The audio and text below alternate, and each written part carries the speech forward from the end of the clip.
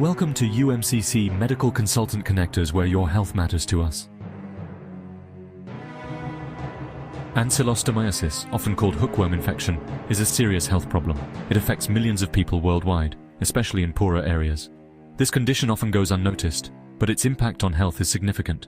Understanding ancylostomiasis is crucial for effective prevention and treatment. This essay will delve into the causes, symptoms, diagnosis, treatment, and prevention of ancylostomiasis. By shedding light on this neglected disease, we aim to raise awareness and empower individuals to protect themselves and their communities. Ancylostomiasis thrives in warm, moist environments, typically in tropical and subtropical regions.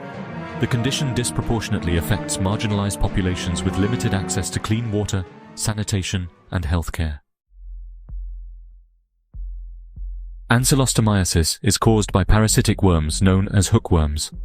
These tiny creatures live in the intestines of humans, where they latch onto the intestinal lining and feed on blood. Transmission occurs primarily through contact with contaminated soil. Hookworm larvae, present in the feces of infected individuals, can penetrate the skin when someone walks barefoot or comes into contact with contaminated soil. Once inside the body, the larvae travel through the bloodstream to the lungs, where they mature. They then crawl up the airways to the throat and are swallowed, eventually reaching the intestines, where they mature into adult worms and begin reproducing. Ancylostomiasis can manifest with a range of symptoms, from mild to severe. Some people infected with hookworms may not experience any noticeable symptoms, especially in the early stages of the infection. However, as the infection progresses and the number of worms in the intestines increases, individuals may develop symptoms such as abdominal pain, diarrhea, loss of appetite, and weight loss. One of the most significant consequences of ancylostomiasis is iron deficiency anemia. Since hookworms feed on blood, chronic infection can lead to significant blood loss, resulting in low levels of iron in the body. This can cause fatigue, weakness, pale skin, shortness of breath, and dizziness. Section 4.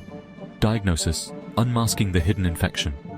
Diagnosing ancylostomiasis involves identifying the presence of hookworm eggs in a stool sample. A healthcare professional will typically collect a small stool sample from the patient and examine it under a microscope. The presence of characteristic hookworm eggs confirms the diagnosis.